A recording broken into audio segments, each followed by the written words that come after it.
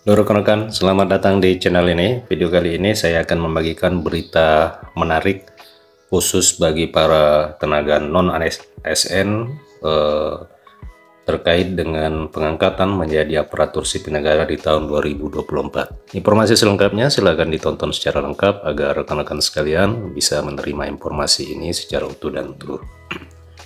Rekan-rekan sekalian, Kementerian Pendayagunaan Aparatur Negara telah mengeluarkan surat resmi kepada pejabat pembina kepegawaian seluruh instansi pemerintah, apakah itu yang ada di pemerintah pusat maupun pemerintah daerah.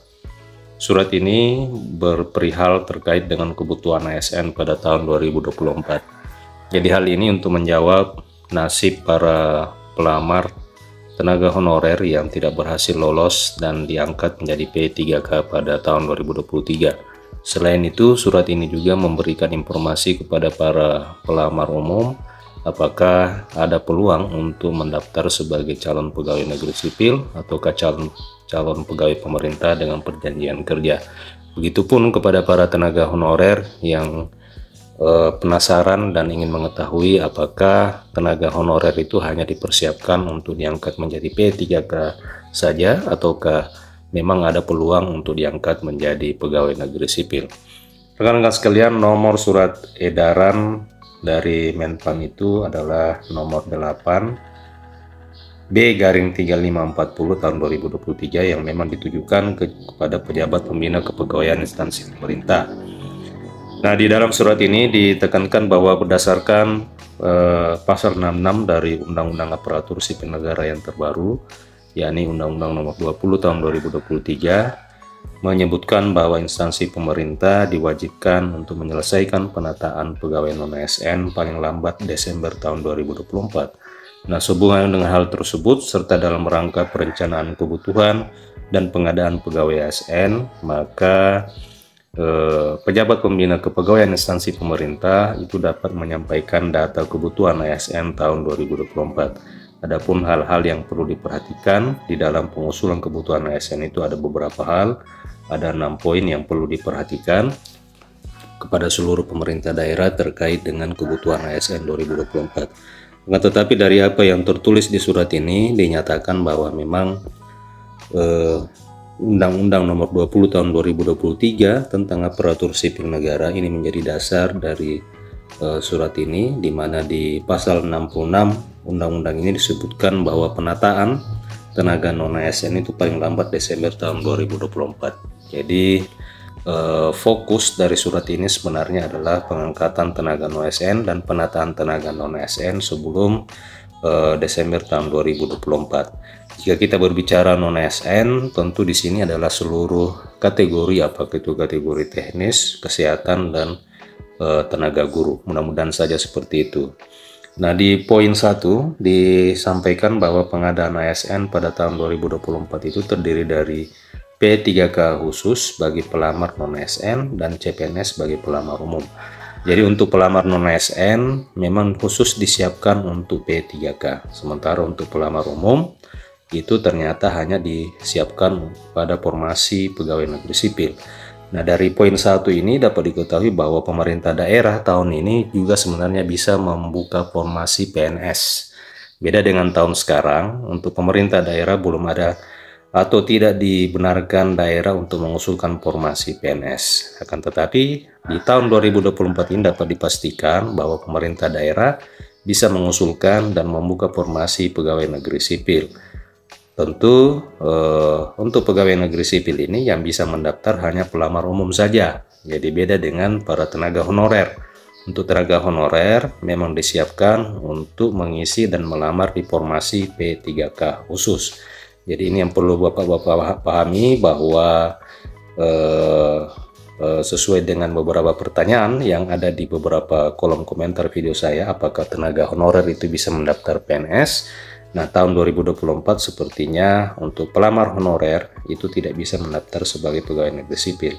Ya, jadi memang untuk pegawai honorer khusus disiapkan untuk melamar pada formasi jabatan fungsional P3K.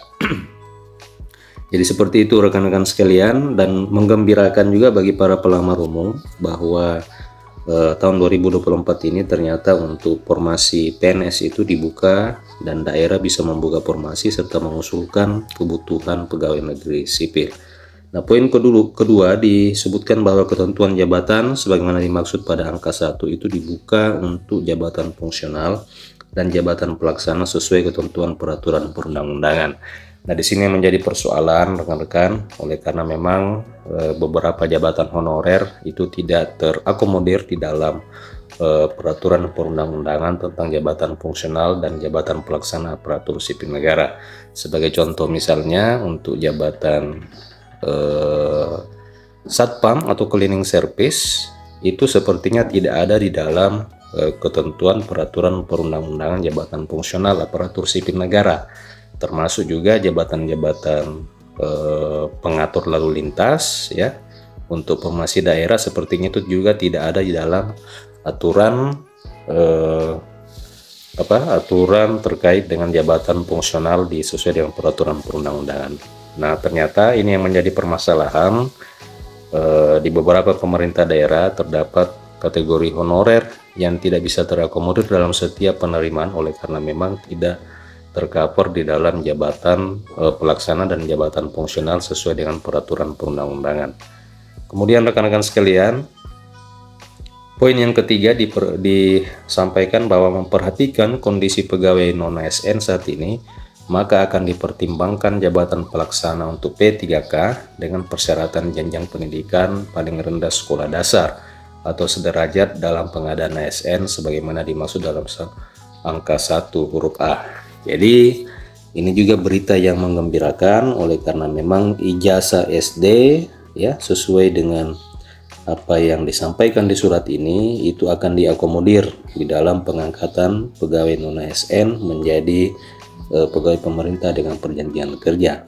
Jika tahun ini untuk jabatan-jabatan fungsional P3K itu hanya mengakomodir ijazah SMA, nah di tahun 2024 insya Allah untuk jabatan sekolah dasar juga bisa diakomodir di dalam pengusulan pengangkatan menjadi P3K. Poin keempat, instansi pemerintah diharapkan untuk mengusulkan kebutuhan ASN dengan wajib memprioritaskan penataan pegawai non-ASN. Jadi pemerintah daerah diharapkan bisa mengusulkan formasi dan kebutuhan dan wajib memprioritaskan penataan pegawai non-ASN.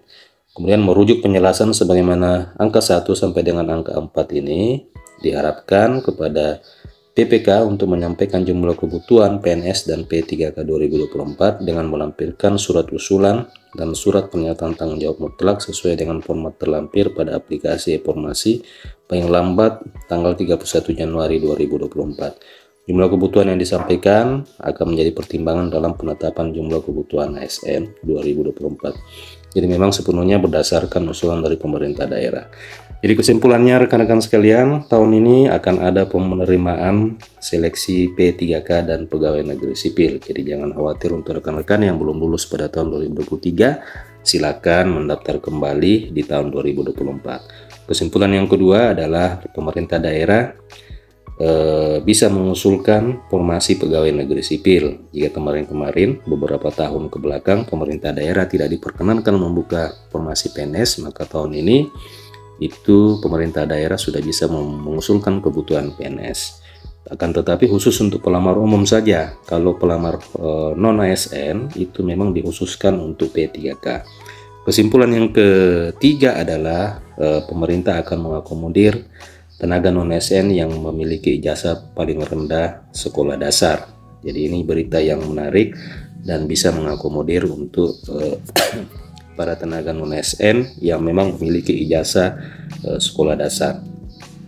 Kemudian selanjutnya, kesimpulan selanjutnya adalah jabatan-jabatan itu atau formasi jabatan itu bisa diusulkan hanya untuk nama-nama jabatan fungsional dan pelaksana yang ada sesuai dengan peraturan perundang-undangan.